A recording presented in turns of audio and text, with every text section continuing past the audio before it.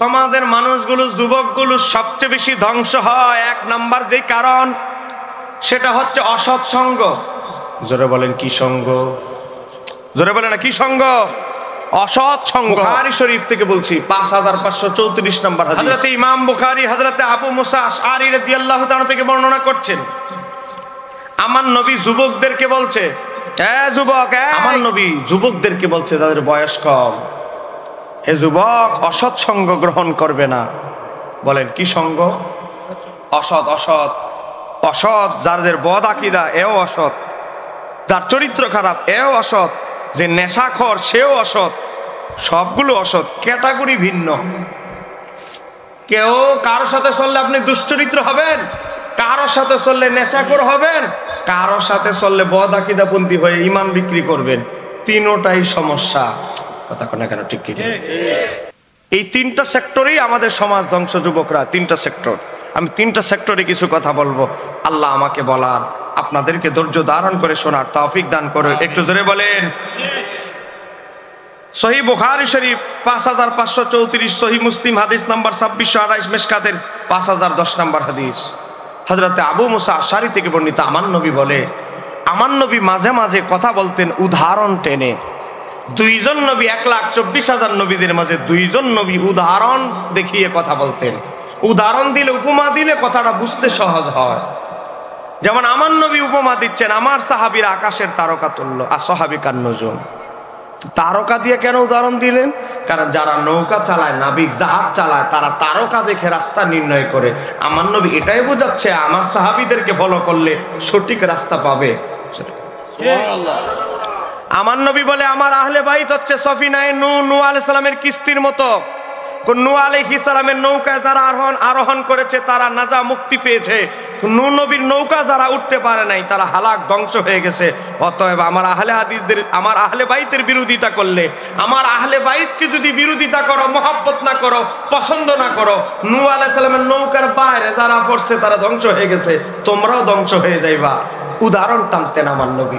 আমার নবী বলতেন, এ আমার সাহাবীরা, তোমাদের বাড়ির সামনে যদি একটা নদী থাকে, বলেন কি কি কি কি? নদী। এই নদীতে যদি 5 বার সাবান দিয়ে গোসল করো, শরীরে কি ময়লা থাকবে? সাহাবীরা বলে, না না ইয়া রাসূলুল্লাহ, একবার গোসল করলেই ময়লা থাকে না, আর 5 বার সাবান দিয়ে ডইলা গোসল করলে কি আর ময়লা থাকবে? আমার নবী বলে, তদ্রুপ তোমরা যদি 5 ওয়াক্ত নামাজের জন্য 5 বার ওযু করো, তোমাদের শরীর থেকে সমস্ত সগীরা গুনাহগুলো আমার আল্লাহ মাফ করে দেন। সব ঝরে পড়ে যায়। আমার নবী আরেকবার এক পাতা, ওই দেখেন না এমন একটা সামনে সিজনে দেখবেন গাছের পাতাগুলো সব পড়ে যায়। এক গাছের পাতাগুলো পেকে আছে, যে কোনো মুহূর্তে পড়ে যাবে। আমার নবী গাছটার কাছে গিয়ে ধাক্কা দিলেন, সব পাতাগুলো পড়ে গেল। আমার নবী বললেন, তোমরা কি কিছু বুঝছো? সাহাবীরা বলে, ইয়া রাসূলুল্লাহ, কিছু এই বুঝি নাই, তবে এতটুকু বুঝছি, আপনি নাড়া দিলেন আর পাতাগুলো পড়ে গেল। আমার নবী বলে, আমি তোমাদেরকে বুঝাচ্ছি, তোমরা যদি 5 ওয়াক্ত নামাজ পড়ো, তোমরা 5 বার ওযু করো, ওযু করলে কি হবে? এই গাছ, মরা গাছ থেকে নাড়া দেওয়ার কারণে মরা পাতাগুলো যেভাবে পড়ে গেছে, তোমাদের শরীর থেকে সেই গুনাহগুলো 5 ওয়াক্ত ওযুর মাধ্যমে, নামাজের মাধ্যমে শরীর থেকে ঝরে যায়। জোরে কন্যা সুবহানাল্লাহ। এরকম উদাহরণ দিতেন। উদাহরণ দিতেন কেন? সহজে বোঝার জন্য, অনুধাবন হওয়ার জন্য। তা আমার নবী যুবকদেরকে উদাহরণ দিচ্ছে, কিসের উদাহরণ? সৎসঙ্গ আর অসৎসঙ্গের গুরুত্ব। বুখারী থেকে বলছি, সহিহ হাদিস না 5534, এফসাসে মিলাই দেখেন। আমার নবী যুবকদেরকে বলছে, হে যুবক, তুমি যদি সৎসঙ্গ গ্রহণ করো, তুমি যদি একজন দিনদার ব্যক্তিকে বন্ধু বানাও, সৎসঙ্গ গ্রহণ করো, তাহলে কেমন হবে জানো? আমার নবী বলে, এ আমার উম্মত, তুমি যদি একজন সৎসঙ্গ গ্রহণ করো, সৎসঙ্গের উপমা কি জানো? তোমার বন্ধুত্ব যদি হয় এমন একটা ব্যক্তির সাথে যিনি আতর খুশবু বিক্রি করে। এরকম আছে না নাই? এ বাবা, আপনি যদি এমন এক ব্যক্তির সাথে বন্ধুত্ব করেন যিনি মনে করেন আন্দুর কিল্লা আতর খুশবু বিক্রি করে, বুঝেন না? আতর খুশবু যে বিক্রি করে, সে কি করে? আতর আগে হাতে লাগায়। দেখেন, দেন আপনার হাতটা দেন, দেখেন এটা দুবাই থেকে আনা, এটা বাহরাইন থেকে আনা, এটা সৌদি আরবের, এটা পাকিস্তানের। একটু লাগায় বিক্রি করার জন্য নিজে একটু গায়ে লাগায়, পাবলিক যে ক্রেতা তারে একটু লাগায়। তখন কেন ঠিক কিনা? কারণ পণ্য বিক্রি করতে গেলে তো গুণাবলী বর্ণনা করতে হবে, কিছু গুণ বর্ণনা করতে হবে, পণ্যটার কোয়ালিটি বর্ণনা করতে হবে।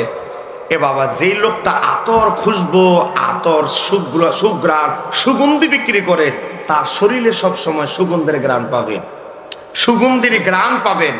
কথা কন না কেন ঠিক কিনা? আপনারা কি আমার কথা বুঝতে পারতেছেন? আমার নবী বুখারী শরীফ 5534 নম্বর হাদিসে বুঝাচ্ছে, আমার যুবক সম্প্রদায়, যারা বয়স্ক তাদেরকে বলে নাই, যাদের বাচ্চা তাদেরকে বলে নাই, যারা যুবক তাদেরকে বলছে, তোমার বন্ধুত্ব যদি হয় আতর খুশবু বিক্রেতার সাথে, তো তাহলে কি হবে? ওই আতর খুশবু বিক্রেতা থেকে কিছু হলেও গ্রান তোমার মাঝে পাওয়া যাবে। কেমন? তুমি তার সাথে কোলাকুলি করবে, যেমন তার সাথে একসাথে আড্ডা দিবা, ঘুমাইবা, ক্যারাম বোর্ড খেলো আর আড্ডা দাও, ঘুমাও। আতর বিক্রেতার সাথে যদি তোমার কোলাকুলি হয়, ফিরিত হয়, মহাব্বত হয়, তার থেকে কিছু হলেও গ্রান তোমার ভিতরে পাওয়া যাবে, তোমার শরীরে পাওয়া যাবে। তো দ্রুত তোমার বন্ধুত্ব যদি হয় মুমিন, নেককার, ফরহেজগার, মুত্তাকি ছেলের সাথে যদি তোমার বন্ধুত্ব হয়, ওই মুত্তাকি, ওই ভালো ছেলেটার থেকে ভালো ভালো গুণগুলো তোমার ভিতরে আসবে। কথা কন না কেন ঠিক কি? হে বাবা, আপনার ছেলে যদি একটা ভালো সৎ ন্যায়পরায়ণ ছেলের সাথে, ভালো ছেলের সাথে বন্ধুত্ব করে, এই ছেলেটার সাথে একসাথে বসেছে, সেই ছেলেটা বলে, বন্ধু একটু পেশাব ধরছে, পেশাব করবো। তখন ওই নেককার ভালো বন্ধুটা কি বলবে? পকেট থেকে একটা টিস্যু বের করবে, করার পরে বলবে, নাও বন্ধু, তারা এখন তো পেশাব করিও না, এটা স্বাস্থ্যের জন্য ক্ষতিকর, সুন্নতের খেলাফ, আমার নবীর আদর্শের খেলাফ। বন্ধু নাও, টিস্যুটা নাও, পেশাবটা সেরে আসো। ওই ছেলেটা কি করবে? বন্ধুর খাতিরে হলেও অন্তত দাঁড়ায় পেশাব করবে না, বন্ধুর খাতিরে হলেও ঢিলা কুলুপ অন্তত টিস্যু ব্যবহার করবে। কথা কোন কেন ঠিক না? দ্বিতীয়বার যদি করতে যায়, তার সাথে আবার একসাথে চলাফেরা, বিকালে আবার চিন্তা করবে, আমার বন্ধু তো গতকালকে আমারে দইরা শিখাই দিল, এখন যদি দাঁড়ায় পেশাব করে আমার বন্ধু আবার রাগ করবে, হ্যাঁ বন্ধু দাও তো টিস্যু আছে কিনা। তখন সে নিজেই টিস্যুটা খুঁজবে, বসে পেশাব করবে। এ বাবা, শবে বরাতের রাত, ইবনে মাজাহ শরীফের হাদিস, আবু মুসা আশআরী থেকে বর্ণিত, আমার নবী বলে, শবে বরাতের রাতে ফায়াগফিরু লি জামিল খালকিহি, আমার আল্লাহ যত ইমানদার আছে সবাইরে মাফ করে। দুই কোয়ালিটির মানুষ, এক হচ্ছে মুশরিক, 2 নাম্বার হচ্ছে মাসাহেন, হিংসুক। এছাড়া 2 কোয়ালিটি ছাড়া শবে বরাতে যারা কান্নাকাটি করে আল্লাহর কাছে ক্ষমা চাইতে পারে, তাদেরকে ক্ষমা করে। এ বাবা, বন্ধুত্ব যদি আপনার ছেলের, ভালো ছেলের সাথে হয়, ক্যারাম বোর্ড খেলতেছে, এ বাবা ফ্রি ফায়ার খেলতেছে, বিভিন্ন গেমসে খেলায় আসক্ত, ওই ভালো ছেলেটা কি করবে? ভালো বন্ধু কি করবে? হ্যাঁ বন্ধু, কি করতেছিস? আজকে হলো একটা শবে বরাতের রাত, আর তুই ছুটির দিন পাইয়া তুই শবে বরাতের রাতে তুই ক্যারাম বোর্ড খেলতেছিস, সময় অপচয় করতেছিস, সময় নষ্ট করতেছিস। হ্যাঁ বন্ধু, চল চল চল বন্ধু, চলো চলো, কালকে খেলতে পারবা ক্যারাম বোর্ড। জোর করে মসজিদে শবে বরাতে নিয়ে যাবে। কথা কন না ঠিক কিনা? আর যদি 2 নাম্বার 420 বন্ধু হয়, কয় বেটা আমারে ফেলা খেলা লেলি, কয় ফাল্লা খেলছস, কয় বেশ খেলা শেষ হয়েছে। আর যদি মুত্তাকি বন্ধু হয়, সে বলবে, বন্ধু জুমার নামাজের খুতবা শুরু হয়ে গেছে আর তুমি এখনো বসে আছো। এ বাবা, লাইলাতুল কদর, লাইলাতুল মেরাজ, আরে আজকে তো 12ই রবিউল আউয়াল, চলো একটু জুলুসে যাই। ভালো বন্ধু ভালো কাজের দিকে টানবে, আর 2 নাম্বার 420 বন্ধু 2 নাম্বার কাজে টানবে। কথা কন না কেন ঠিক কিনা? আমার নবী বলতেছে, হে যুবক, তোমার বন্ধুত্ব যদি হয় একজন আতর খুশবু বিক্রেতার সাথে, তার সাথে কোলাকুলি করার কারণে, চলাফেরার কারণে, বন্ধুত্ব থাকার কারণে, তার থেকে কিছু হলেও খুশবু, ঘ্রাণ, সুঘ্রাণ তোমার মাঝে পাওয়া যাবে। তদ্রূপ তোমার বন্ধুত্ব যদি মুত্তাকি ব্যক্তির সাথে হয়, ওই মুত্তাকি ছেলের ভালো ভালো গুণগুলো তোমার মাঝে আস্তে আস্তে ফুটে উঠবে। কথা বলেন না ঠিক কিনা? একটা সুন্নত তোমাকে শিখাবে, বলবে, বন্ধু এভাবে তো সুন্নত না, এভাবে সুন্নত, বন্ধু এভাবে হাঁটা সুন্নত না, এভাবে সুন্নত, বন্ধু নামাজটা এভাবে শুদ্ধ না, এভাবে শুদ্ধ। কথা কোন কেন ঠিক কিনা? এ বাবা, আমার নবী তারপরে বলে, হ্যাঁ উম্মতের যুবক সম্প্রদায়, তোমার বন্ধুত্ব যদি হয় কামারের সাথে, কামার চেনেন নি আপনারা? কামারের কাজ কি? দাও কোদাল বানানো নাকি? আমার নবী বলে, তোমার বন্ধুত্ব যদি হয় কামারের সাথে, তো তোমার শরীর থেকে পাওয়া যাবে লোহার গন্ধ। কথা কেন ঠিক কি? বেচারা লোহা নিয়ে এলো, বেচারার কারবার, দাও কোদাল সবই তো লোহা, লৌহের সাথে সম্পর্ক, লোহা। তো তোমার বন্ধুত্ব যদি হয় কামারের সাথে, তুমি কামারের কাছ থেকে পাইবা কয়লার গন্ধ, কামারের শরীর থেকে তোমার শরীরে আসবে কিসের গন্ধ? লোহার গন্ধ। আর তোমার বন্ধুত্ব যদি হয় আতর খুশবু বিক্রেতার সাথে, তার থেকে খুশবু আসবে তোমার শরীরে। খুশবু মানে ভালো গুণাবলী। কামার থেকে লোহার গন্ধ মানি তার খারাপ গুণাবলী যুবক তোমার কাছে আসবে। যদি তোমার বন্ধুত্ব হয় দুশ্চরিত্রবান, যদি তোমার বন্ধুত্ব যদি হয় বদ আকীদাপন্থী ছেলের সাথে, যদি তোমার বন্ধুত্ব হয় নেশাখোরের সাথে, কথা কন্যা কেন ঠিক? এজন্য আমার নবী যুবকদেরকে, আমার নবী ১৫০০ বছর আগে নসিহত করেছেন। কয় কি নসিহত করেছেন? লা তুসাহিব, আমার উম্মতের যুবক সম্প্রদায় বন্ধুত্ব বানায় না, বন্ধু বানায় না, ইল্লা মুমিনান, মুমিন ছাড়া, মুত্তাকি ছাড়া কাউকে তোমরা বন্ধু বানাইবে না। বাবারে, এটা আমি বলি নাই, আবু দাউদ শরীফের হাদিস, তিরমিজি শরীফের হাদিস নাম্বার 2395, মেশকাতের 5018 নম্বর হাদিস। আমার নবী বলছে, হে উম্মতের যুবক সম্প্রদায়, মুত্তাকি ছাড়া, মুমিন ছাড়া কাউকে বন্ধু বানাইবে। আজকে আমাদের যুবক বন্ধু বানাইতে গিয়ে চিন্তা করে না, চিন্তা করে হে তো অমুক অমুক অমুক দলের, বুঝেন না, ছাত্রদের এখন সংগঠন আছে, এর পাওয়ার আছে, অথচ এর নামে 18টা নারী শিশু নির্যাতন মামলা, 10-12টা মার্ডার মামলা, ইয়াবার চালানের মামলা, বহু মামলা আছে। আমার যুবক দেখে কি তার পাওয়ার আছে, কিন্তু আমার যুবক দেখে না ওই লোকটা মুত্তাকি কিনা, মুমিন কিনা।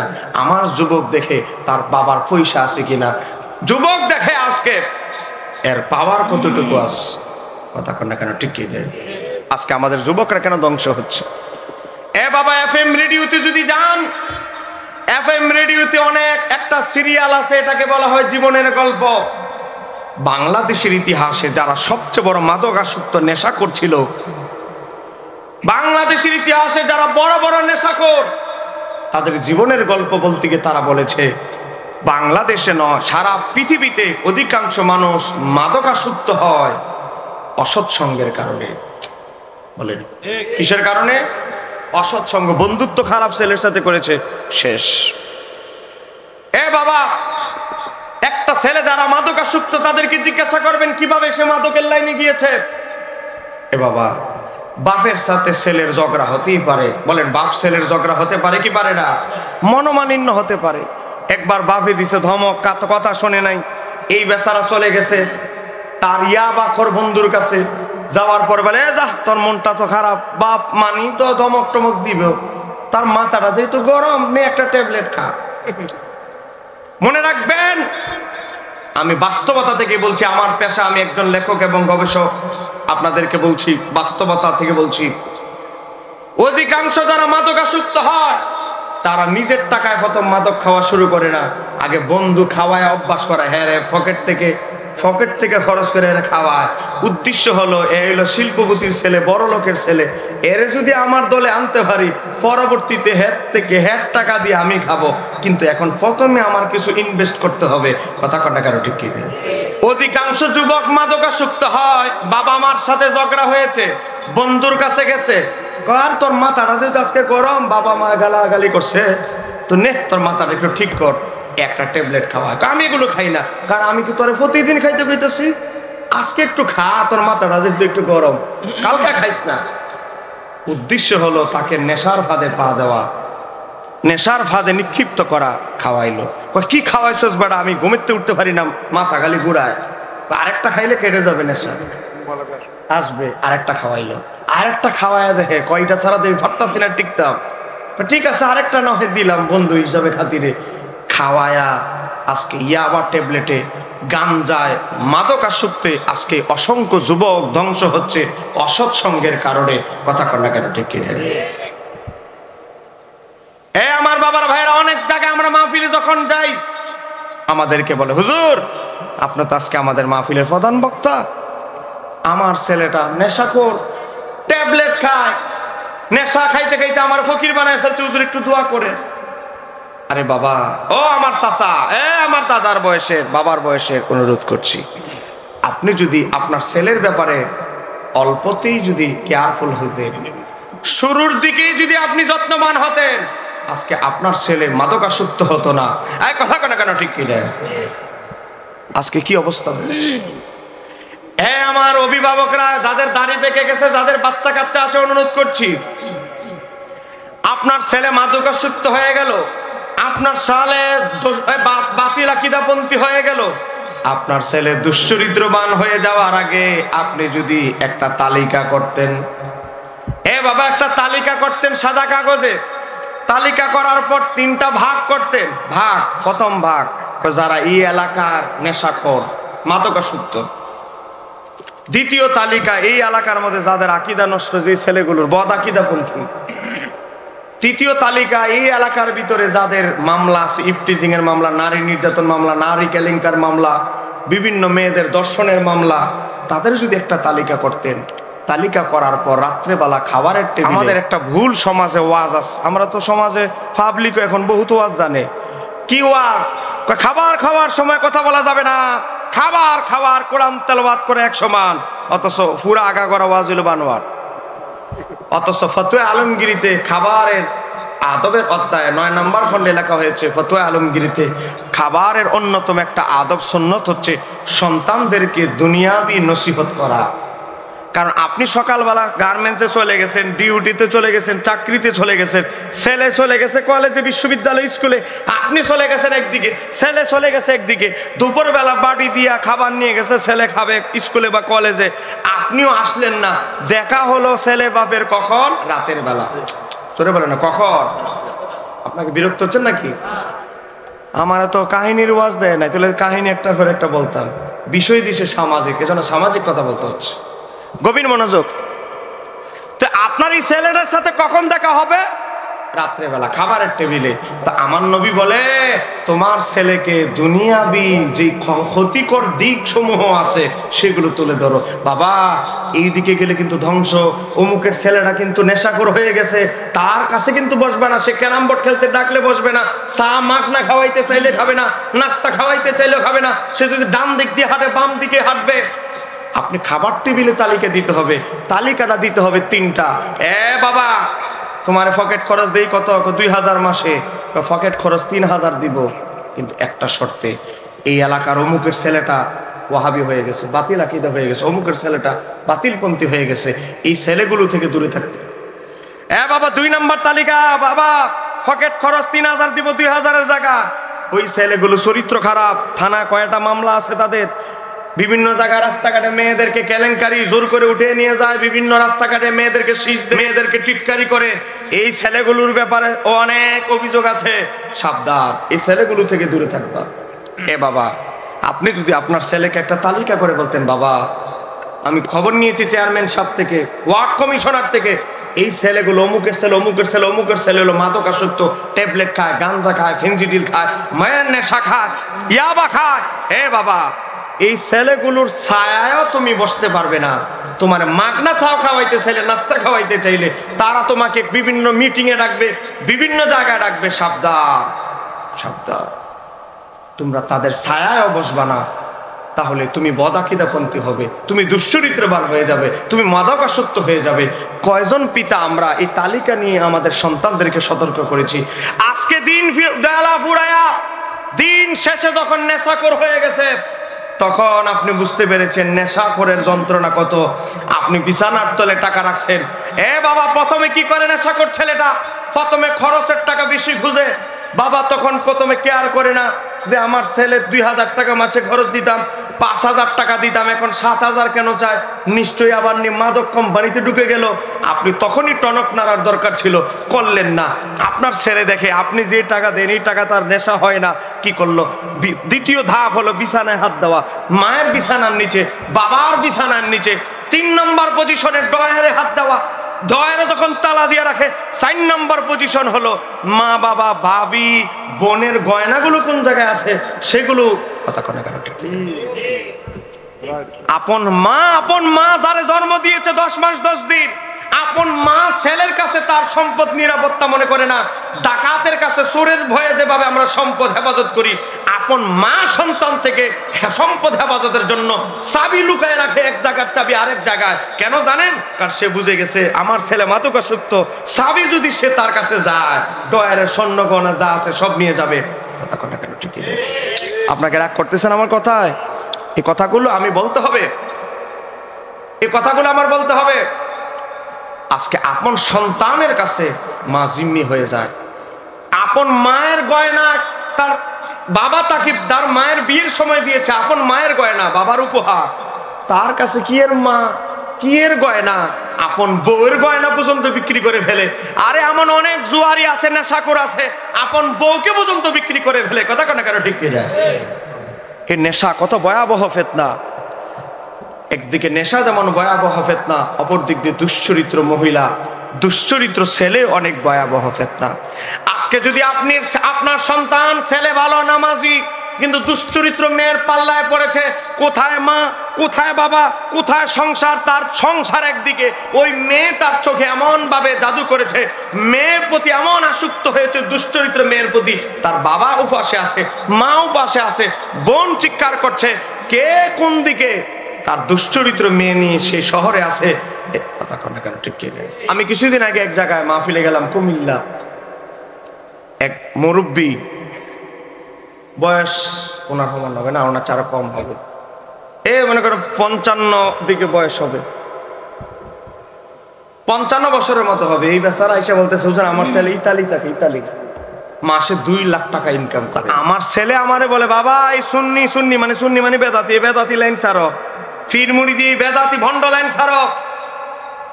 না ছাড়লে কি হবে? আমি আমার ফিরো মুর্শিদের বিশ্বাসী, আমার আকীদা সুন্নি, আমি সব কিছু ঠিক আছে, আমাদের লাইনটাই ঠিক আছে। মানে বেচারা মূর্খ মানুষ, যা বুঝানো বুঝাচ্ছে যে সুন্নি লাইনটাই ঠিক আছে। বলে না, তুমি মূর্খ, মানে তুমি কি বুঝো? এটা বেদাতি ভণ্ড লাইন, মানে সুন্নিয়তের লাইন বলে ভণ্ড বেদাতি।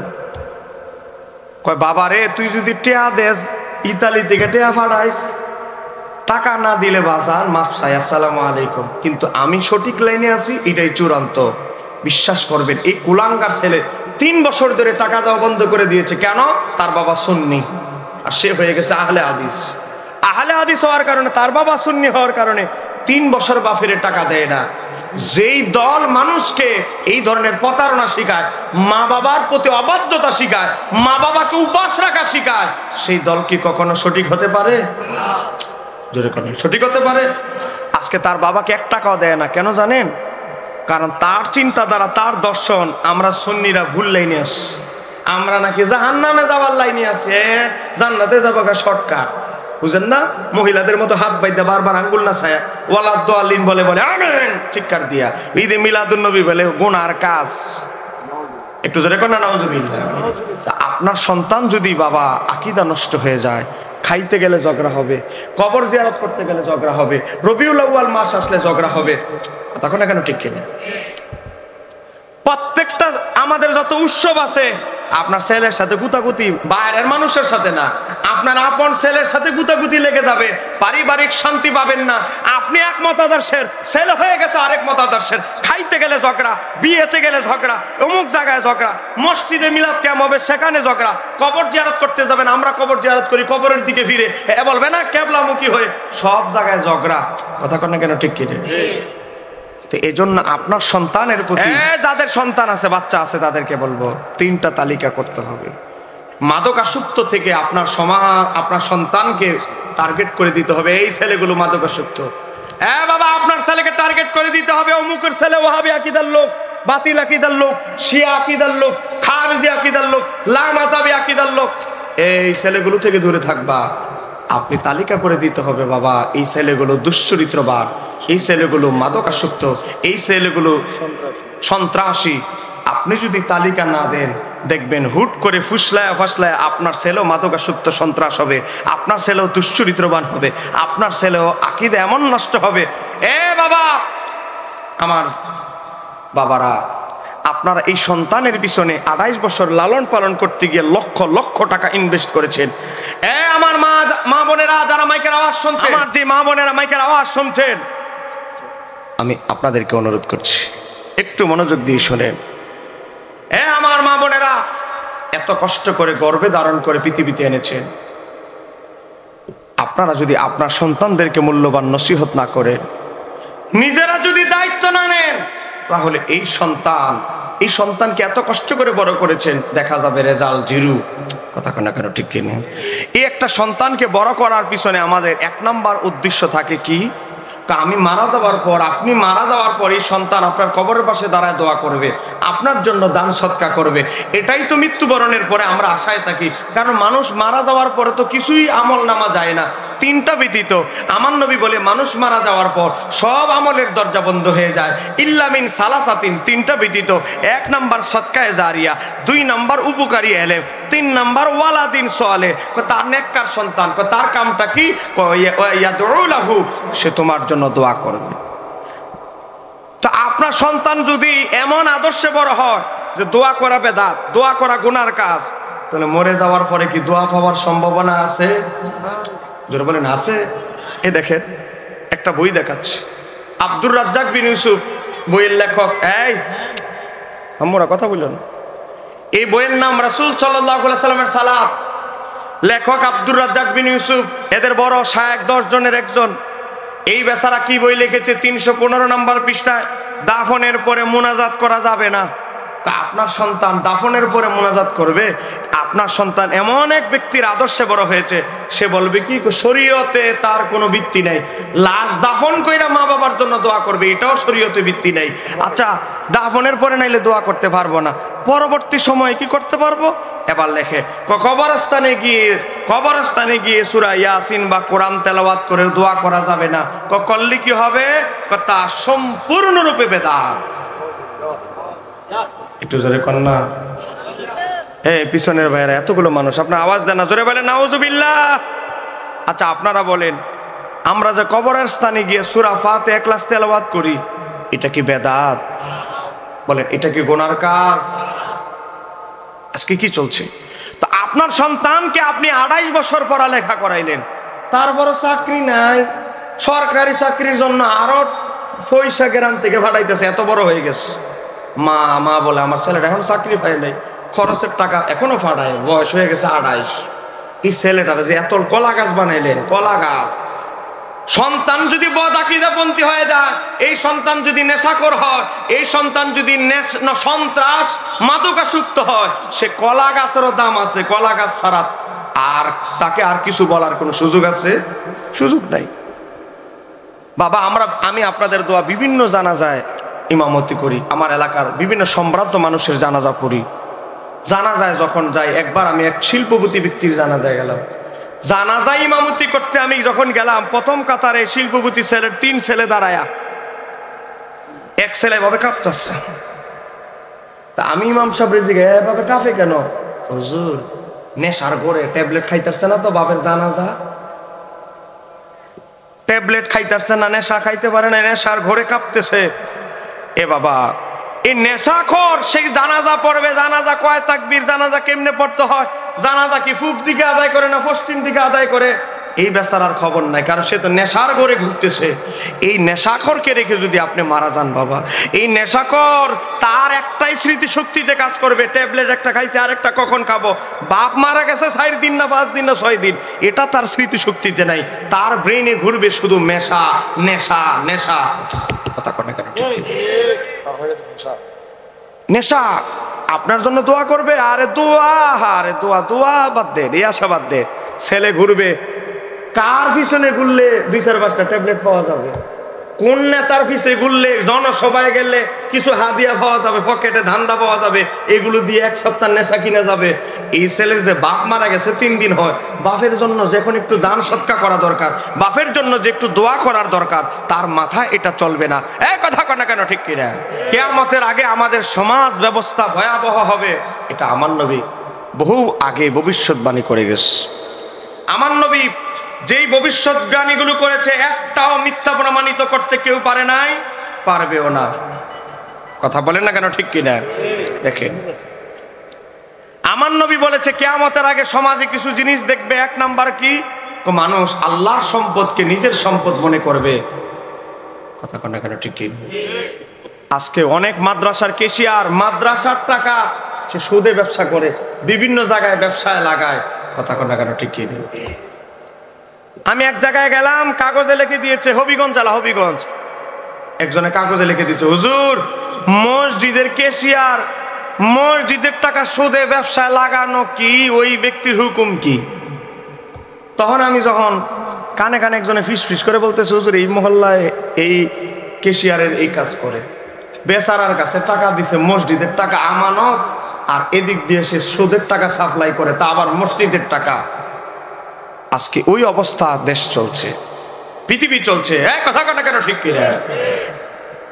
মাদ্রাসার এতিম বাচ্চাদেরকে দান সৎকার করেছে, আর মোহতামিম নামের বাটফার খাইতে খাইতে খাইতে খাইতে ফেট ফুলাই লিছে মসজিদের ওই মাদ্রাসার ছাত্রদের এতিমের নামে সামরার টাকা, জাকাতের টাকা, অমুক টাকা টাকা এনে বাবা খাইতে খাইতে, বুঝেন না, জাকাতের টাকা খাইতে খাইতে ফ্যাট হয়ে গেছে এই অবস্থা। একজনের সাথে আরেকজনে কোলাকুলি করলে সিনা লাগে না, বুক লাগে না, লাগে কি?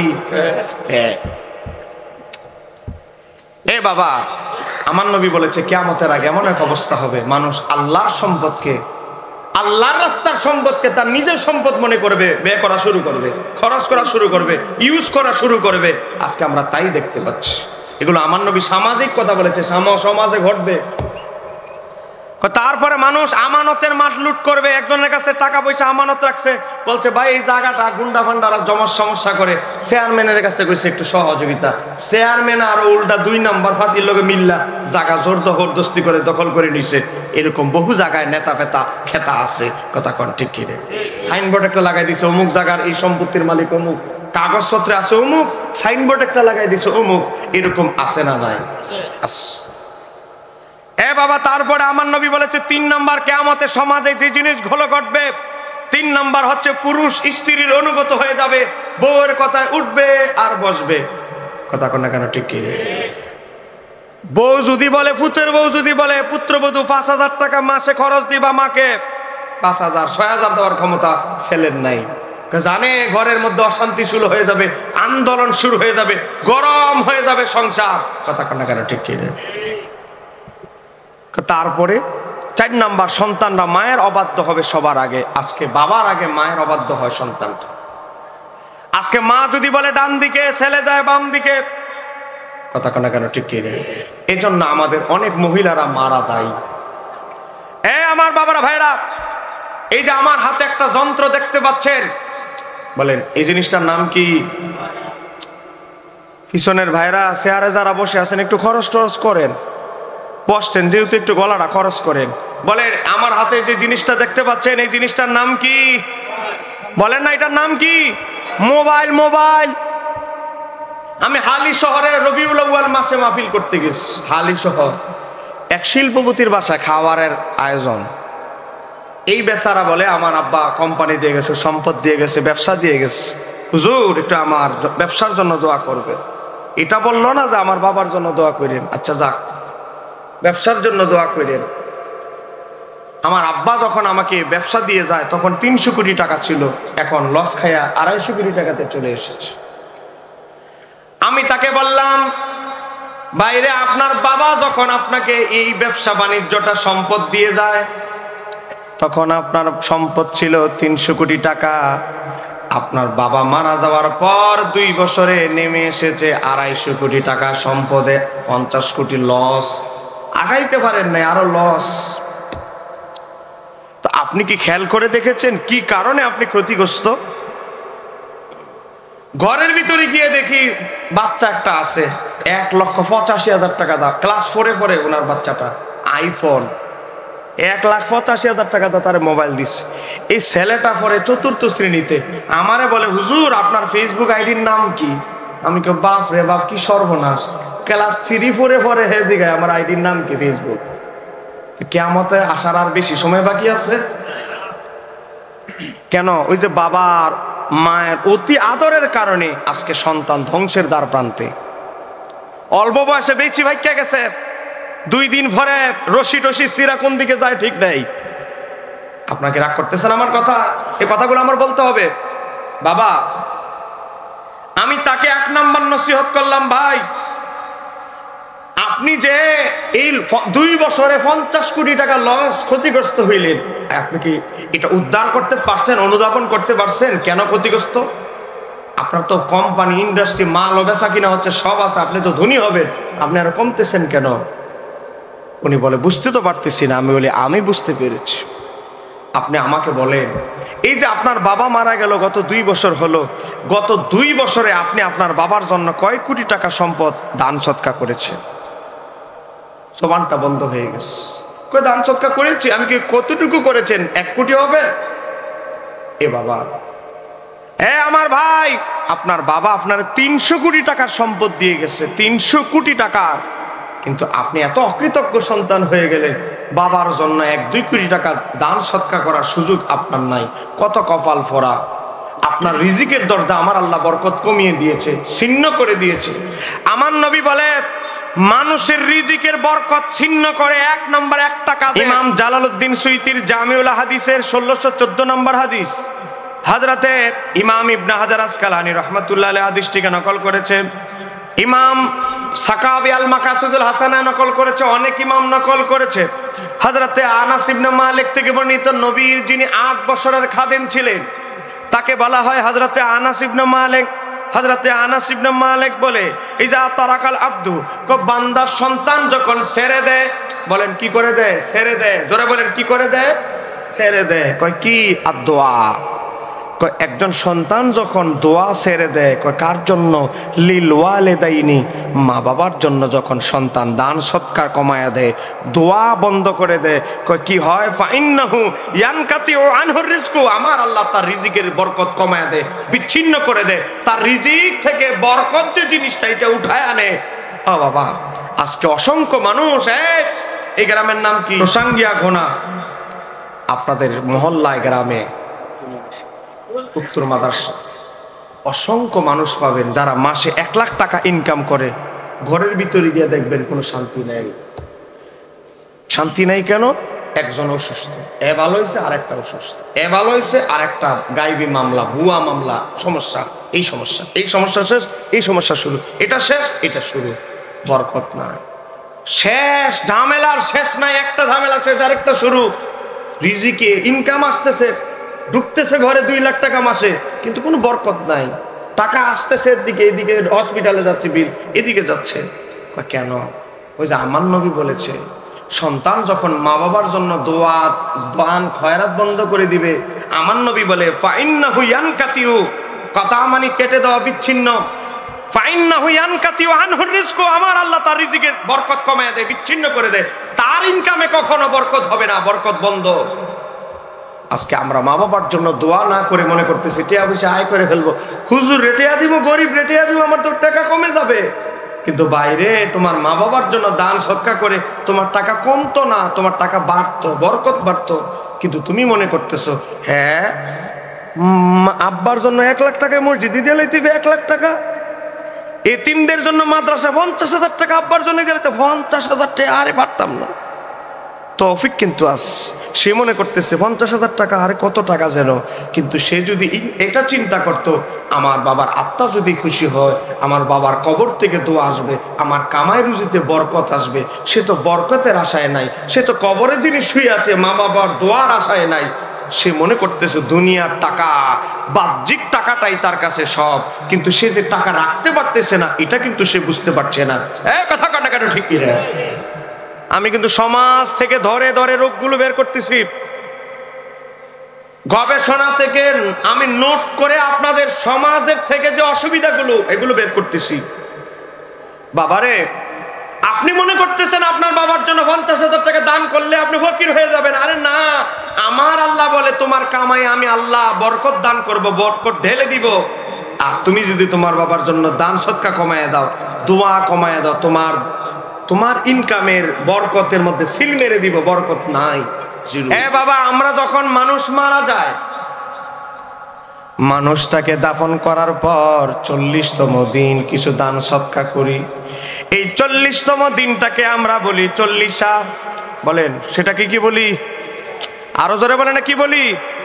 40সা। আপনি যে মা বাবা মারা গেলে 40 নাম্বার দিনে যে খাবারের আয়োজন করেন, দান সৎকা করেন, 40 দিনে কেন করতে হয় এটা কি আপনি জানেন?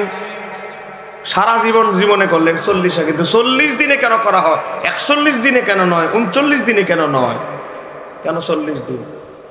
বহুত আলেমদেরকে আমি জিজ্ঞাসা করেছি, 9 উত্তর, দলিল নাই। উত্তর দিছে ঠিক, উত্তর ঠিক, কিন্তু দলিল নাই।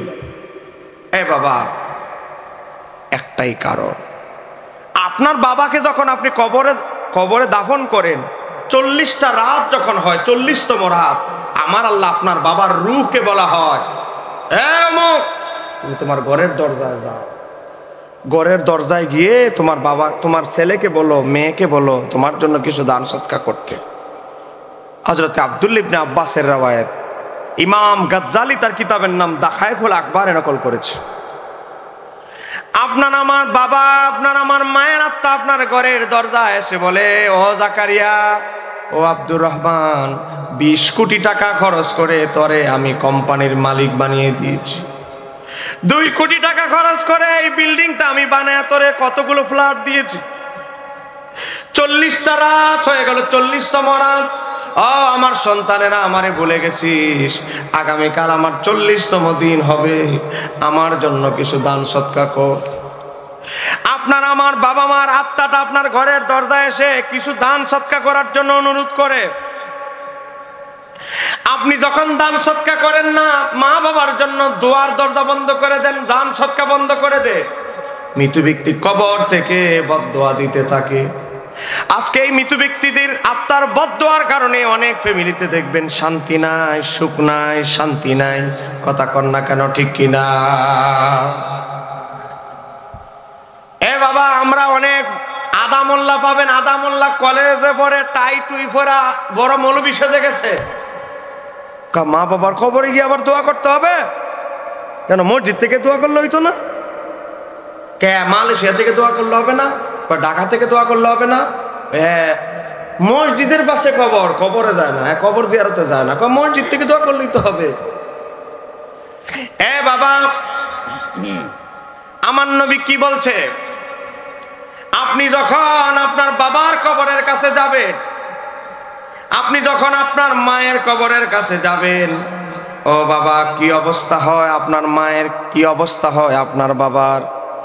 ইমাম গাজ্জালি কিতাবের নাম ইহয়া উলুমুদ্দিনের মধ্যে লেখে, একজন মুমিন ব্যক্তি যখন তার মায়ের কবরের কাছে দাঁড়ায়, তার বাবার কবরের কাছে দাঁড়ায়, সে যদি মুমিন হয়, কবর থেকে জাগ্রত হয়, জাগ্রত হয়ে দেখে তার খোকা এসেছে, তার মা এসেছে, তার ছেলে তার জন্য এসেছে, জোরে কন্যা সুবহানাল্লাহ। সে তখন কবর থেকে আনন্দিত হয়, কবর থেকে খুশি হয়, দোয়া করতে থাকে। আমি একটা হাদিস বলছি বরকতের জন্য।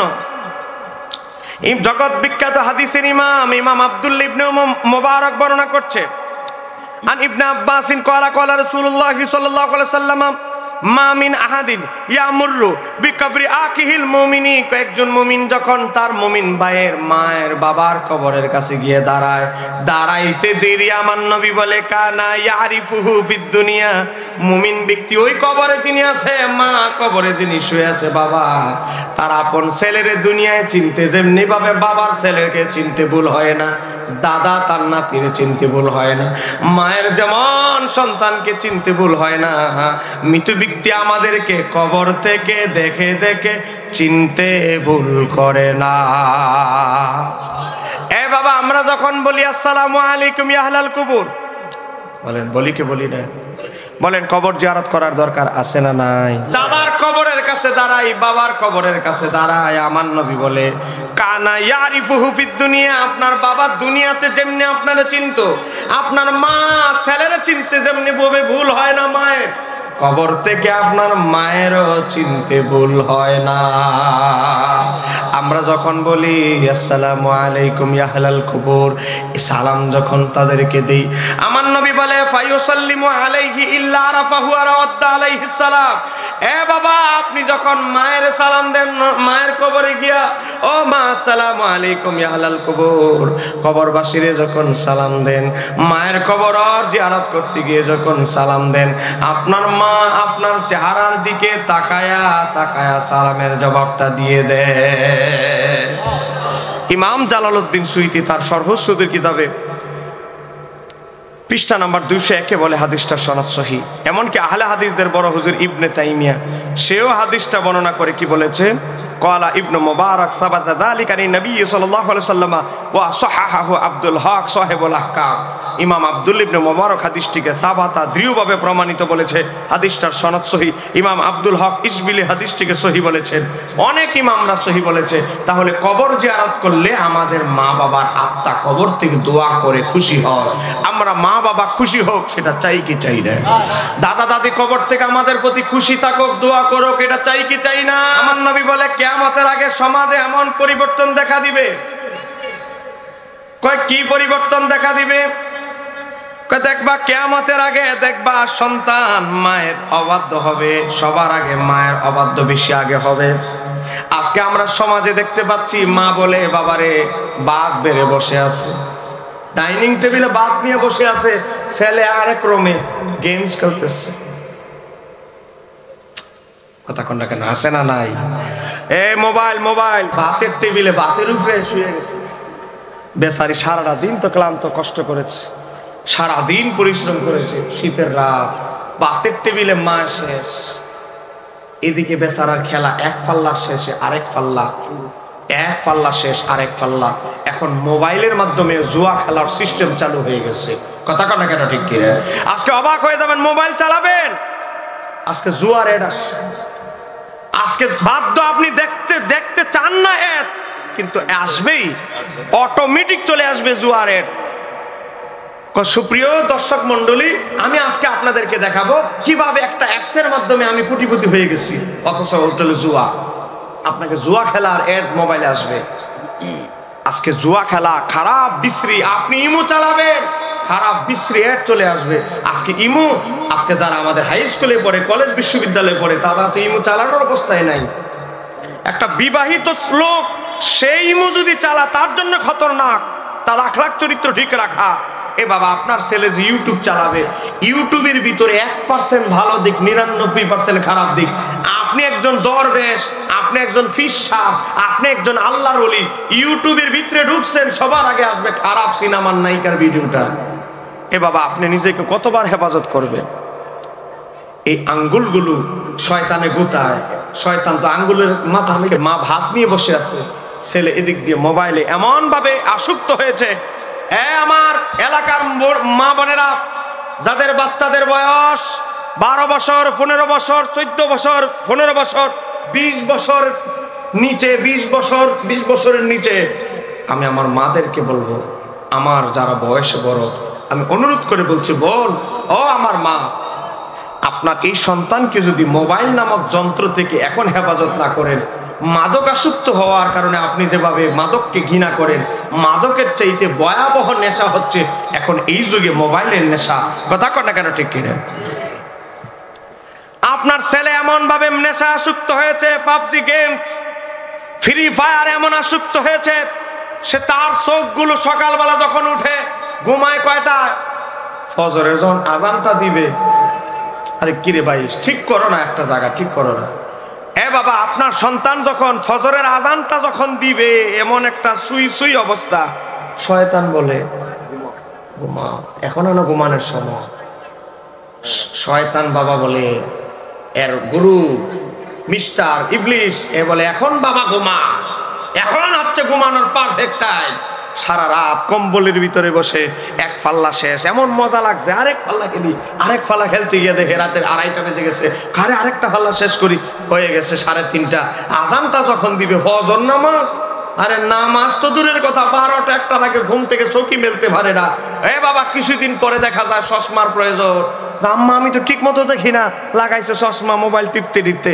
এ বাবা, কিছুদিন পরে দেখা যায় চোখের উপরে নিচে কালো দাগ।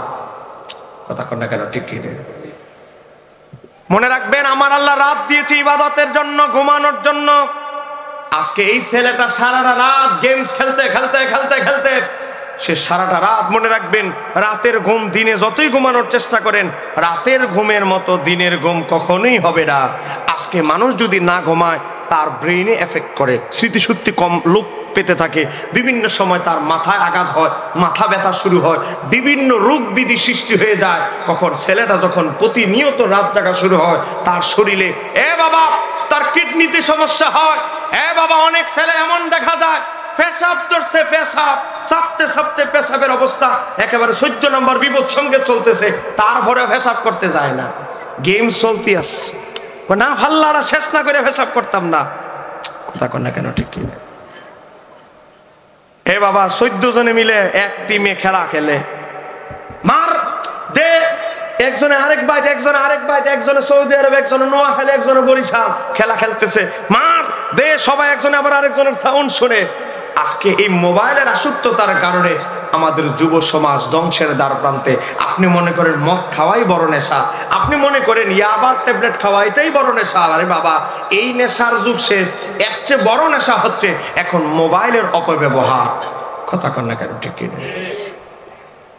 আপনি থাকেন দুবাই, আপনার বউটা তো আর আল্লাহর ওলি না, এমন না যে বিয়ে করার সময় আপনার একটা সার্টিফিকেট দেওয়া হয়েছে কাবিননামার সাথে, কি তুমি যাকে বিবাহ করেছো সে বড় আল্লাহর ওলি, এমন সার্টিফিকেট তুমি পাও নাই। তো তুমি যে বউটাকে, স্ত্রীকে ফেসবুক খুলে দিলা, রাগ করলে করতে পারেন, হাদিয়া দিলে দিবেন, না দিলে মাইক ছেড়ে চলে যাবো, হক কথা আমার বলতে হবে। বাবা আপনি বিয়ে করার সময় সনদ পান নাই যে আপনার ওই বউটা আল্লাহর ওলি, জীবনে কোনো খারাপ কাজ করবে না, ফরকিয়া করবে না, এদিক সেদিক যাবে না, এই সনদ কিন্তু বিয়ের সময় পান নাই। তা আপনি কিভাবে আবেগে আপনার বউরে ফেসবুক খুলে দিলেন? বাবা আপনি যে ফেসবুক খুলে দিলেন, টিকটক খুলে দিলেন, আপনার বউ ছাদে একটা সিম গাছ লাগাইছে, এটাও বিশ্ববাসীরে জানায় টিকটক করে। রাগ করলে মাফ চাই ভাই, কিন্তু আমার বলতে হবে, হাদিয়া না দিলেও বলবো, হাদিয়া দিলেও আমি বলবো, কারণ আমার এই জায়গায় চেয়ারে বসানো হয়েছে এই কথাগুলো বলতে। আপনার বউরে একটা আইফোন কিনে দিচ্ছেন, আইফোন ছাড়া আবার ভিডিও ভালো হবে না, মহিলা আবার ইউটিউব দেখে কেমনে ভিডিও এডিট করতে হয় না শিখছে বহু কষ্টে। আর কিছু খাবারের ভালো ভালো রেসিপি, বিস্কুট বানানোর রেসিপি, পিঠা বানানোর রেসিপি শিখে নাই, শিখছে কিভাবে ভিডিও এডিটিং করা যায় মানুষের সহায়তা ছাড়া, কষ্টে কষ্টে বেচারি শিখছে। শিখার পরে বলে এই ছাদের মধ্যে কিছু একটা লাগাইতে হবে, আমি ভাইরাল হতে হবে। ভাইরাল হওয়ার নেশায় আমাদের বাবি সাহেবারা ছাদের উপরে গিয়ে বাবা রে এমন অবস্থা, বেচারা তো মাথার গাম পেয়ে ফেলে মাসে 80,000 1 লাখ টাকা ইনকাম করে। আর পার্শ্ববর্তী এলাকার ছেলেরা ওই অন্য দেশে প্রবাসে আছে, হোয়াটসঅ্যাপে মেসেজ পাঠায়, এই মহিলাটা কি তুই চিনস? বেচারা কয় আমার বউয়ের ভিডিও আমার কাছে পাঠাস। বেচারা কয় অবস্থা খারাপ। বাবা আজকে সারা বিশ্ব মহিলারা চিনে। মহিলা বলে তোমার সংসার করলে করবো, না করলে নাই, আমার এখন ইনকাম আসা শুরু হয়েছে, সারা বিশ্ব আমার চিনে, আমি আরো ভাইরাল হতে চাই, তোমার সংসার করার দরকার নাই। আছে না? আজকে শত শত ডিভোর্সের আইনজীবী যারা কাজ করে, বিবাহ তালাক নিয়ে যারা আইনজীবীরা কাজ করে, তাদের কাছে যান। বাবা আপনার এলাকার প্রধান কাজীর কাছে যান, কত হাজার লেটার তারা সিল মারতে হয়, ডিভোর্স লেটার, তাদের কাছে যান। আজকে এই যেখানে অনেক মুরব্বী আছে, এই যে দাঁড়িয়ে হয়ে গেছে, ওনাদের জমানা এমন এক অবস্থা ছিল, কাবিনও করতে হয় নাই, কাবিনও করে নাই, জীবন কাটিয়ে দিচ্ছে।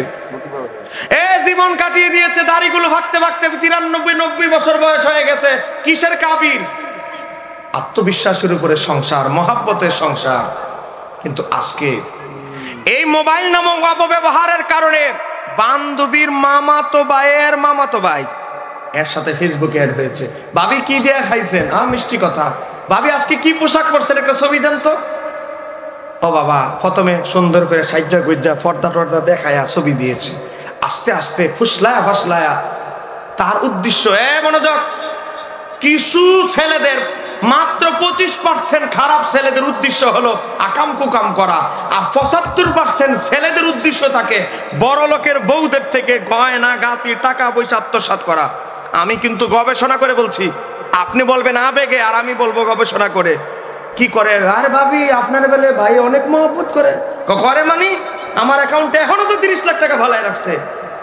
মাত্র 30 লাখ? আরে না, আরো আছে। কাচ্চা স্বর্ণ গহনা ভাই আপনারা শুনছি 40-45 ভরি দিয়ে ফেলছে, ফুসলায়া ফাসলায়া। এ বাবা এমন ভাবে মেয়ে তার ব্রেইন নষ্ট করে করতে করতে ফালায়া নিয়ে যায়। নিয়ে যাওয়ার পরে হোটেলে কয়েকদিন থাকিয়া টেয়া পয়সা গহনাবাতি গুলো এই বাটপারে কিভাবে নেয়, ওই এখনো তো হোটেলে নিরাপত্তা নাই, তুমি একটু অপেক্ষা করো, এগুলো আমি ব্যাংকে রেখে আসি, তারপরে আমরা একটা ব্যবস্থা করব। এই ফুসলা ফাসলা গয়না টাকা পয়সা নিয়ে উধাও। এই বেচারার হোটেলের বিলটাও দিয়া যায় না, এই বেচার এই আটকায় দিয়ে গেছে। শেষ, মোবাইল সিমই ফালাই দিছে সমুদ্রে বঙ্গোপসাগরে, ও আপনাকে সি বিচে সিম ফালাই দিছে, সি বিচ নিয়ে সিম ফালাই দিছে। এ বাবা শেষ। এখন দুইটা বাচ্চার চিন্তাও সে করলো না। বাপের বাড়িতে কিভাবে মুখ দেখাবে এই চিন্তাও সে করে নাই। শ্বশুর বাড়িতে ব্যাগ কিভাবে ফিরে যাবে এই চিন্তাও করে নাই। এখন এই বেচারে চিন্তা ভাবনা কইরা দেখে হাতে একটা মোবাইল আছে, এটা বিক্রি কইরা হোটেলের বিলটা দিয়া কোন রকম বের হয়েছে। কোন রকম গ্রাম অঞ্চলের একটা গরিব বান্ধবী হেরে বলে, বান্ধবী আমার কয়েকটা দিন থাকার সুযোগ দে, আমি একটা গার্মেন্টসে চাকরি লইতেছি, গার্মেন্টসের প্রথম বেতনটা ভাইয়া তোর বিলটা পরিশোধ করবো, আমার একটা থাকার ব্যবস্থা কর, ছোটখাটো একটা বস্তির মতো একটা বাসার ব্যবস্থা কর।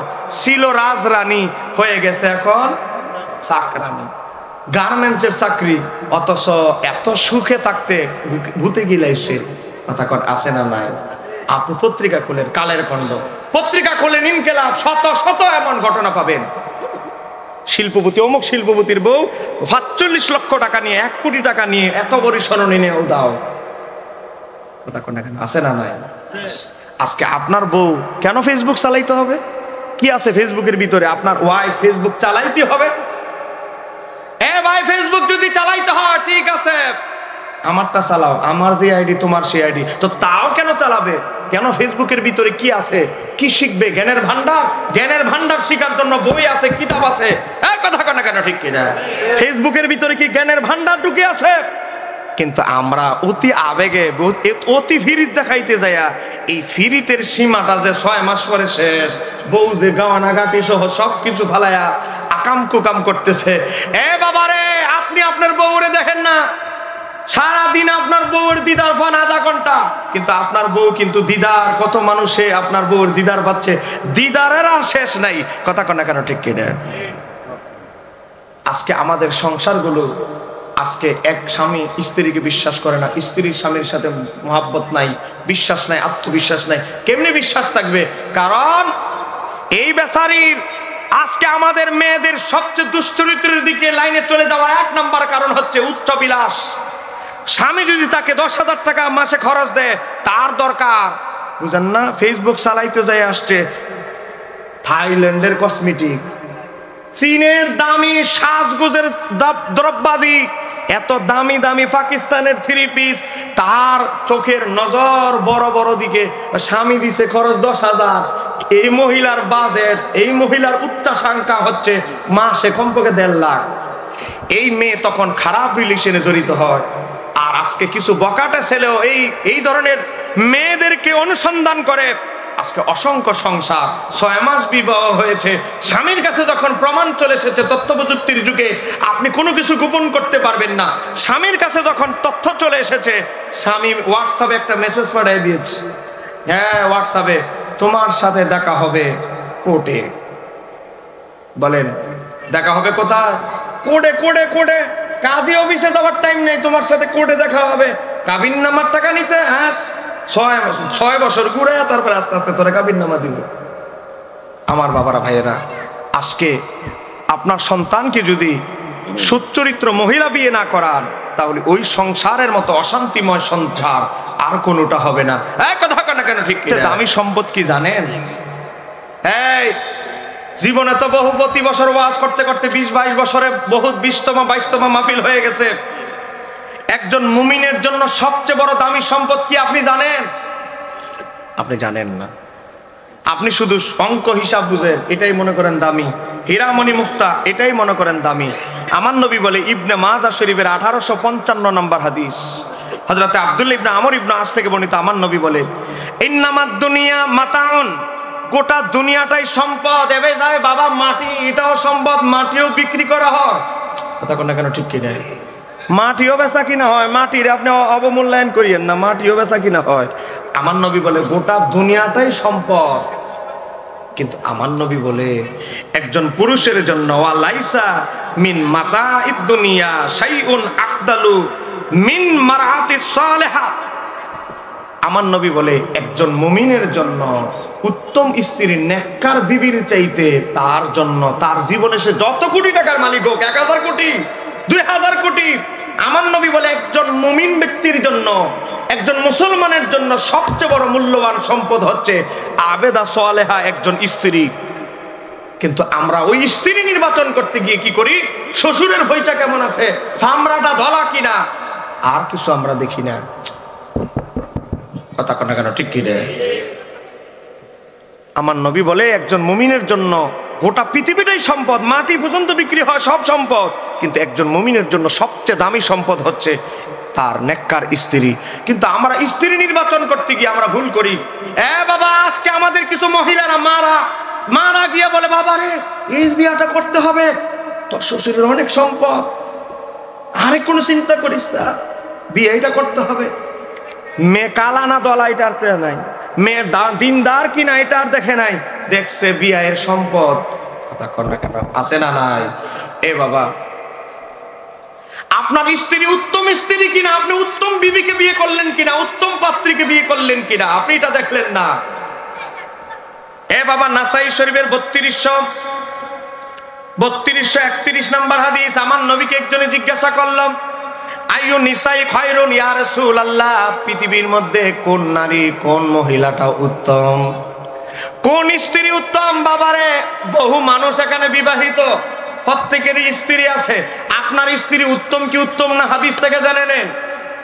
নাসাই শরীফের 3231 নম্বর হাদিস। আমার নবীকে জিজ্ঞাসা করা হলো, কোন বিবি সাহেবা উত্তম, কোন বিবি সাহেবা উত্তম? আমার নবী বলে, কলা আল্লাতি তাসররুহু ইদা নদারা, যে স্বামী মাঠ থেকে এসেছে, বিল থেকে এসেছে, গার্মেন্টস থেকে এসেছে, অফিস থেকে কাজ করার পর ঘরের দরজায় দাঁড়াইছে, দাঁড়ানোর পরে স্ত্রী একটা হাসি দিয়ে বলে, আসসালামু আলাইকুম, আপনি এসেছেন? আপনি তো অনেক ঘেমে গেছেন, তাড়াতাড়ি আসেন, কাপড়টা পাল্টান, আপনার জন্য আমি একটু শরবত বানিয়ে দিচ্ছি, আপনার জন্য একটু গরম পানি রেডি করতেছি, আপনি তাড়াতাড়ি ফ্রেশ হন, আপনার জন্য খাবারটা আমি আবার আর একটু গরম করতেছি, গরম গরম খাবেন, ভালো লাগবে। স্বামী বলে, এত কষ্ট করে আসলাম, আমার স্ত্রীর এই হাসি মাখা মুখ, আমার স্ত্রীর সেই ভালোবাসার আপ্যায়ন আমার হৃদয়কে খুশি করে ফেলেছে। আমার নবী বলে, আমি নবী সার্টিফিকেট দিচ্ছি, ওই স্ত্রী হচ্ছে সমাজের সবচেয়ে উত্তম স্ত্রী। একটু জোরে বলেন না সুবহানাল্লাহ। রাগ করতেছেন আমার কথায়? নাম্বার 1। নাম্বার 2, আমার নবী বলে ওই স্ত্রী উত্তম। কোন স্ত্রী? আমার নবী বলে, ওয়া তুতিহু ইযা আমারা, স্বামী আদেশ করতে দেবে। আমার স্বামী এটা পছন্দ করেছে, আমার স্বামী এটা পছন্দ করে আদেশ করেছে, আমার স্বামী চলে গেছে, এটা আমার করতেই হবে, আমার স্বামীর পছন্দই আমার পছন্দ। স্বামী যেহেতু আদেশ আমাকে করেছে, স্বামীর আদেশ আমি লঙ্ঘন করব না। স্বামী যেহেতু চায় না আমি বিউটি পার্লারে যাই, স্বামী যেহেতু চায় না বেশি বেশি মার্কেটে যাই, আমি যাব না। স্বামীর আদেশকে যে এক বাক্যে মাথা পেতে নেয়, আমার নবী বলে ওই স্ত্রীকে আমি সার্টিফিকেট দিয়ে দিলাম, সে সমাজের অন্যান্য স্ত্রীর চাইতে উত্তম স্ত্রী। জোরে কন্যা সুবহান। নাম্বার 3 বলে, নাম্বার কত? নাম্বার 3। আমার নবী বলে, স্বামী যেটা অপছন্দ করে স্ত্রী সেটা পছন্দ করে, স্বামী যেটা অপছন্দ করে স্ত্রী সেটা অপছন্দ করে। আজকে এই 3 গুণের 1 গুণের মহিলাও আমরা সমাজে পাই না। কথা কোন না কেন ঠিক কি না? আজকে আপনি বিল থেকে কাজ করে এসেছেন, আপনার ওয়াইফের সাথে আপনার মায়ের একটু সংঘর্ষ হয়েছে, তুমি আসছো, এতক্ষণ লাগে তোমার আসতে। বেচারাকে আমার সালাম টালাম দিব, কেমন আছি, কোথায় থেকে আসলাম, শরীর ভালো আছে কিনা, ঢুকবো কিনা। বেচারি তো 14 নম্বর বিপদ সঙ্গে ঘরের দরজায় চলতেছে। গরম মেজাজ গরম কেন, কি সমস্যা? আমি থাকবো না, গাট্টি কোটটা কুল করে ফেলেছি, বাপের বাড়ি চলে যাব। বেচারা কই, এরই ক্ষেত্রে বিলের মধ্যে কাজ করতেছিলাম, এটাই তো ভালো আছিলাম, ঘরের ভিতরে এসে দেখি অশান্তির আগুন দাউ দাউ করে জ্বলতেছে। বাবারে, বাইরে ছিলাম, এটাই তো ভালো ছিলাম, শান্তিতে ছিলাম, বউয়ের ফ্যান ফ্যানানি আর শোনা লাগে নাই।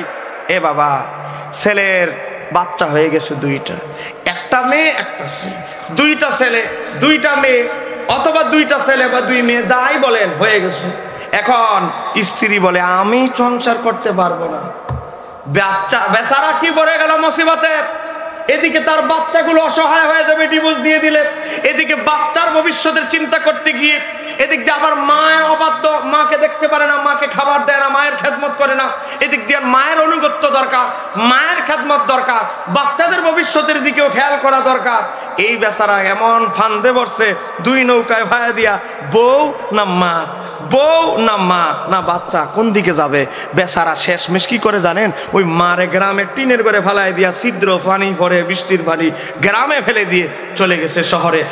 বউ বলে এসি লাগাইতে হবে, এসিতে আরামে থাকে, কিন্তু মা ওষুধের টাকাও মাসে ঠিক মতো খরচ পায় না। এরকম কুলাঙ্গার সন্তান, এরকম উল্টা পাল্টা পুত্রবধূ আপনাদের হাটহাজারি নাই, কিন্তু আমাদের কুমিল্লা আছে। এখন আছে না নাই? জোরে বলেন আছে না নাই? আস। সম্মানিত আমার দিনী ভাইরা, আজকে আমরা বিয়ে করতে হবে কোন ধরনের পাত্রীর গুণ দেখে? আজকে আমরা দেখি না। আমার নবী বলেছে একটা মেয়েকে বিয়ে করতে হলে 5টা গুণ দেখে বিয়ে করো।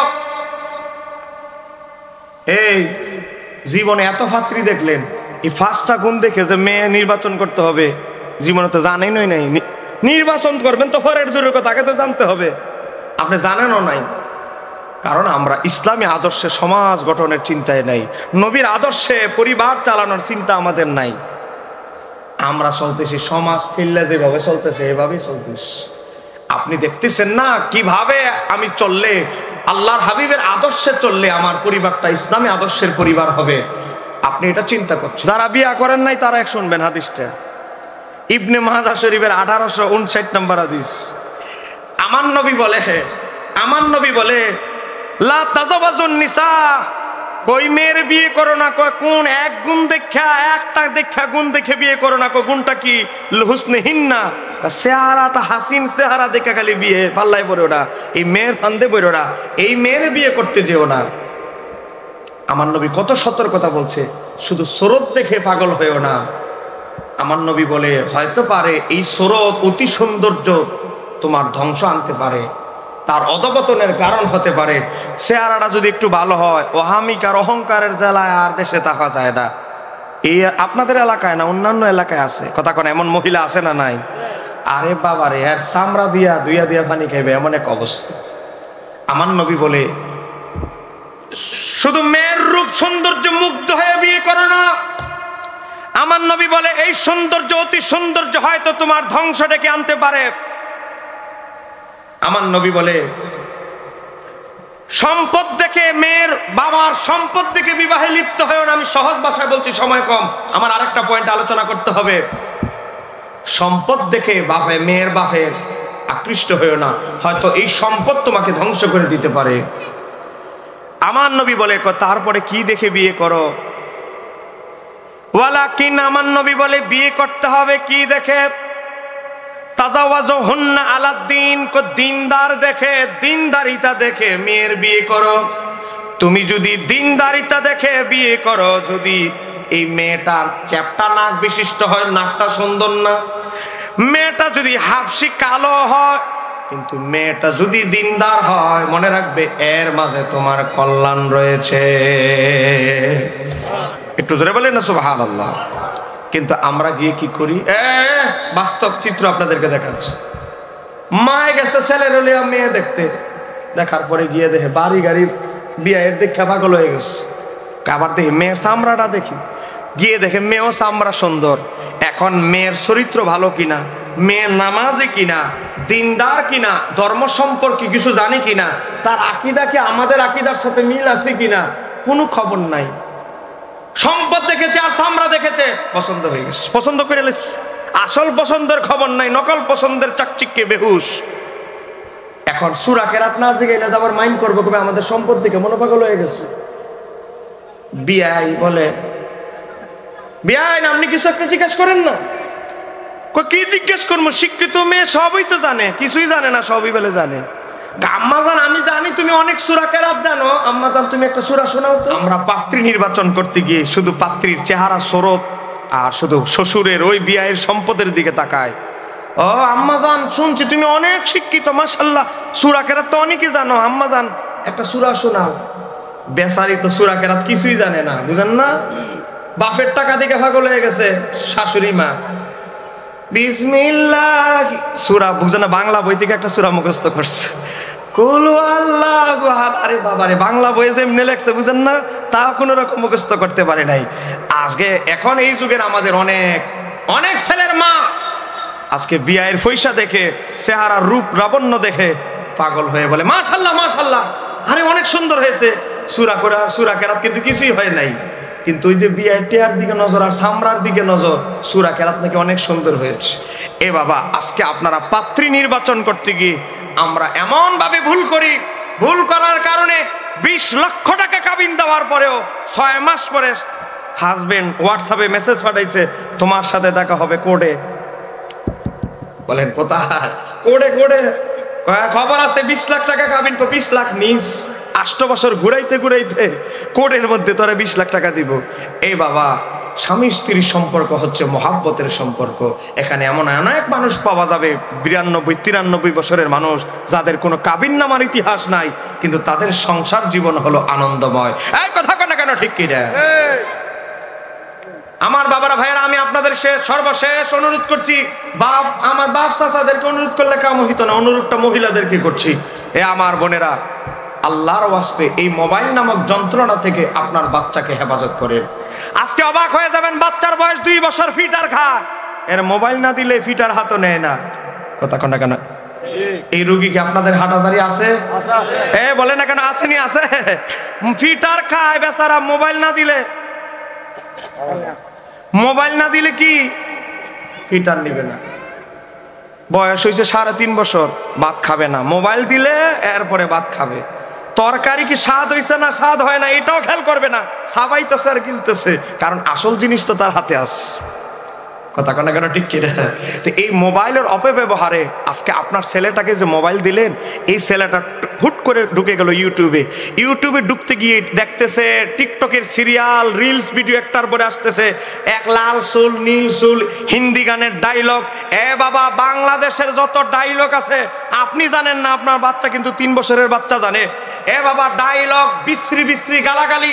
আজকে আমাদের আগে ছোটকালে বাবা মা বলতো ওই ছেলের লোক মিশতে দেওয়া যাবে না, খারাপ, মুখ খারাপ, গালাগালি করে।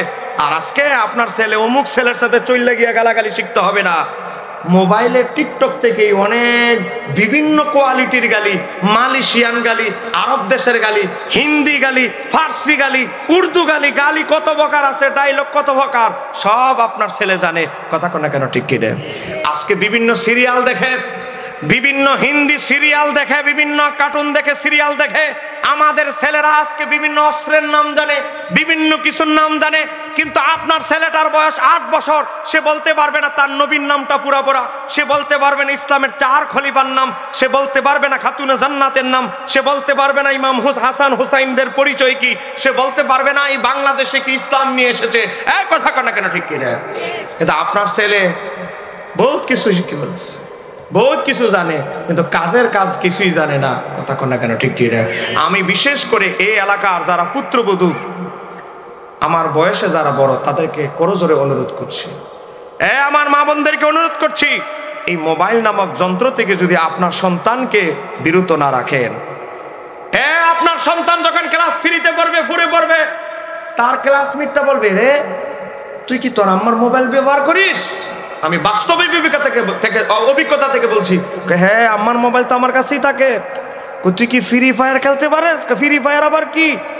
তুই প্লে স্টোরে গিয়ে বলবি ফ্রি ফায়ার, এখন তো লেখা লাগে না, বুঝেন না, বয়েজে চলে আসে। তুই গিয়ে বলবি পাবজি গেমস, তুই লিখতে হবে না, চলে আসবে। কেমনে খেলবি জানোস? ক্লাসে তার যে বকাটে বন্ধু ছেলে, সে শিখাই দেয় কোন খেলাটা কিভাবে খেলতে হবে, কিভাবে খেললে ফার্স্ট ক্লাস লাভ করবে, সব শিখিয়ে দেয়। এজন্য বলছি, শিশু বাচ্চা তার কাছে কেন থাকবে? 3য় শ্রেণীতে পড়ে, তার কাছে কেন মোবাইল থাকবে? ক্লাস 3-তে পড়ে, তার কাছে কেন মোবাইল থাকবে? এই মোবাইলের যে নেগেটিভ সাইড গুলো আছে, সে কিছুই জানে না। নেগেটিভ সাইড থেকে কিভাবে উত্তরণ হবে একটা বিবাহিত মানুষই জানে না। আল্লাহ আমাদের যুব সমাজকে এই ফিতনা থেকে, মোবাইল নামক ফিতনা থেকে হেফাজত করুন। একটু জোরে বলেন আমিন।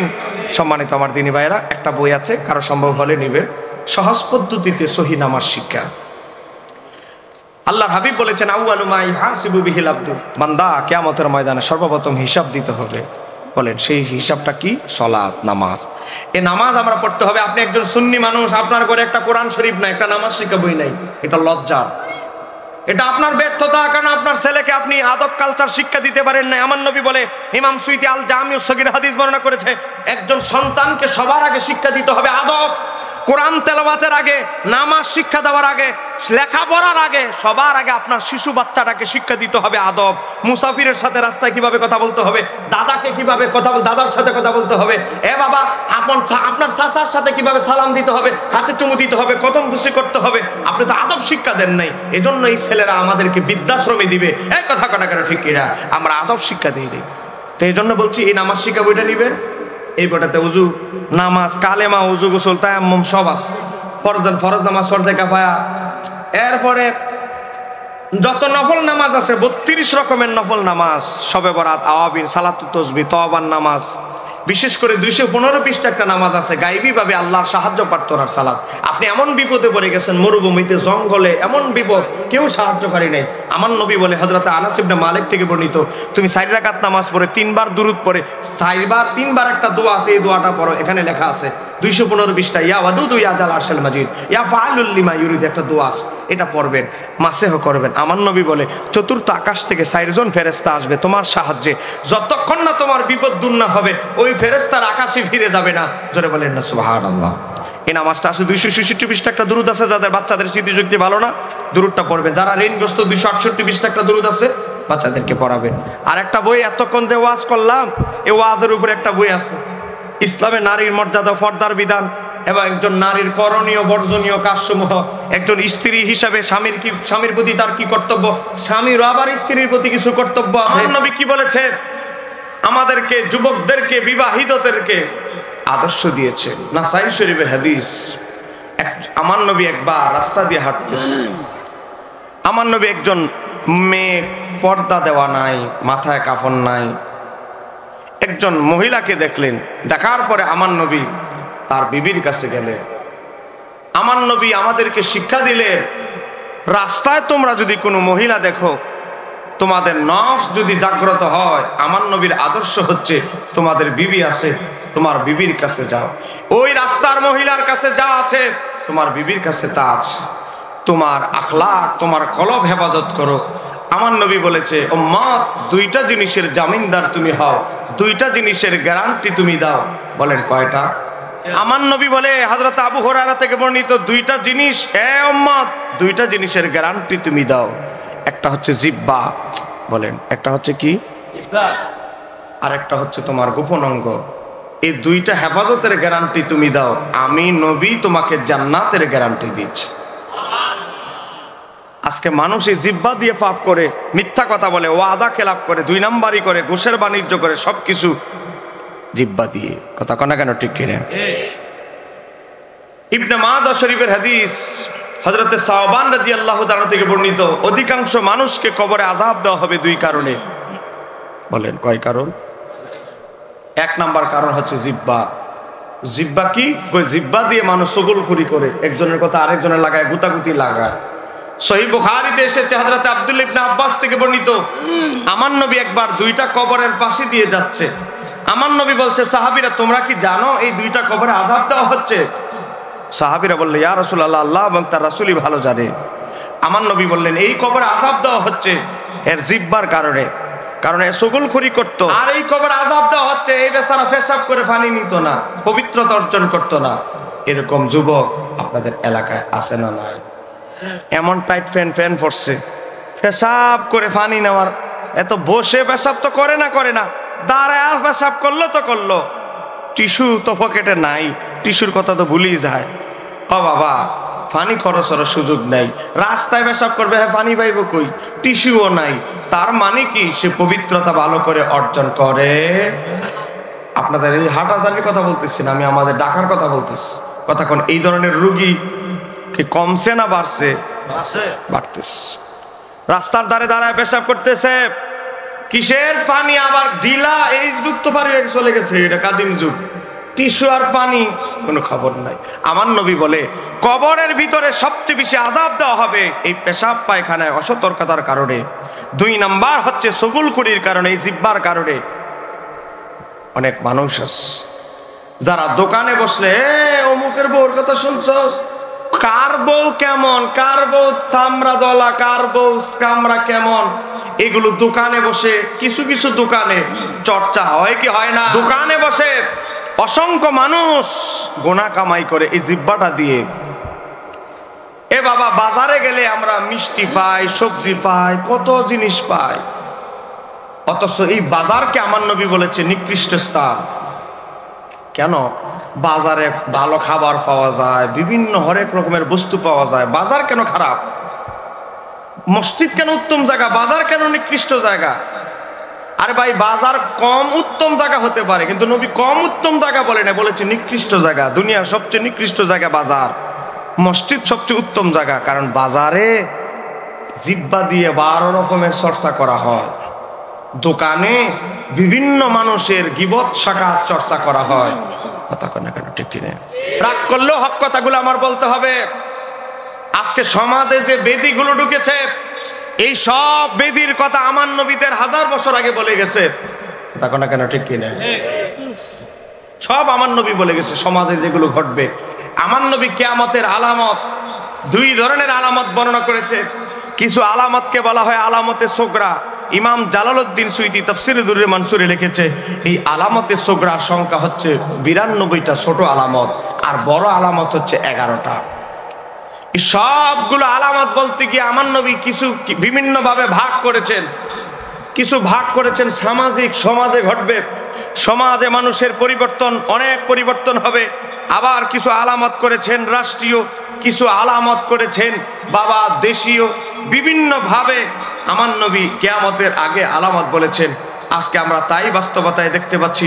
আপনি যদি দেখেন তিরমিজি শরীফ হাদিস নাম্বার 2211, সেই হাদিসের ভিতরে এসেছে আমার নবী বলে কিয়ামতের আগে এমন এক অবস্থা হবে, সমাজের মধ্যে অনেক পরিবর্তন দেখা যাবে। এর মধ্যে অন্যতম এক পরিবর্তনের নাম হচ্ছে কি? এমন এক পরিবর্তন আসবে, এই পরিবর্তনের মধ্যে অন্যতম হচ্ছে পুরুষগণ স্ত্রীর কথায় উঠবে আর বসবে। হাদিস নাম্বার 2211 তিরমিজি। আজকে সমাজে দেখা যায়, আজকে এ বাবা, ছেলে থাকে বউনিয়া শহরে, মা থাকে গ্রামে। মা ফোন দিয়েছে কিছু বিকাশের খরচ, পকেট খরচ, বাজার খরচ, ওষুধের খরচ। ডায়াবেটিস তো 60 বছর হয়ে গেছে, ডায়াবেটিস সহ বিভিন্ন রোগে আক্রান্ত হয়ে গেছে। মায়ে দিয়েছে ফোন, খরচ পাঠাইছে 3000, ওষুধ লাগবে 2500। মাসে খরচ করবে কি? এ বাবা, চলবে কিভাবে, বাজার করবে কিভাবে? এক সময় দেখা যায় ওষুধ কিনা বাদ দিয়ে কিছু বাজার করেছে। এই ওষুধগুলো না খাওয়ার কারণে, ট্রিটমেন্ট ঠিক মতো না করার কারণে বিছানায় পড়ে মা কাতরায়। এ বাবা, ছুটি পায় না, ছুটি পায় না, ছুটি পায় না বলে মাকে দেখার সুযোগ নাই। এরকম কুলাঙ্গার সন্তান আমাদের অনেক সমাজে আছে না নাই? আজকে স্ত্রী বাজেট দেয় 3000 টাকা পাঠাও, 4000 কিন্তু পাঠাইবে না। যদি ছেলে ভুল করে মহব্বতে মার জন্য 4000 টাকা পাঠাই দিছে, আবার দেখে বিকাশ অ্যাপসে কয় টাকা পাঠাইলো। কারণ বিকাশ অ্যাপস থেকে প্লে স্টোরের অ্যাপস ডাউনলোড করে বিকাশে অ্যাপস আকারে লেনদেন করলে এখান থেকে কাটা যায় না।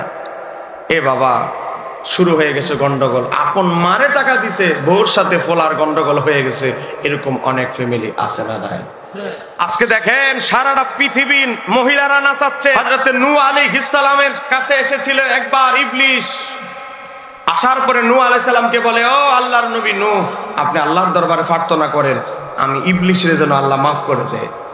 তো নূহ আলাইহিস সালাম আল্লাহর দরবারে দোয়া করলেন, আল্লাহ, ইবলিস তওবা করে মাফ পাইতে চায়, আল্লাহ তুমি কি তারে মাফ করবা?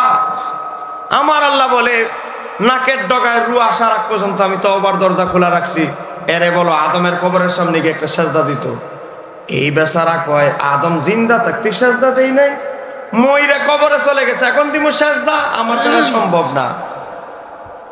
আমার আল্লাহ বলে, তোর কাছ, তোর পক্ষেও মাফ নেওয়া আমার কাছ থেকে সম্ভব না।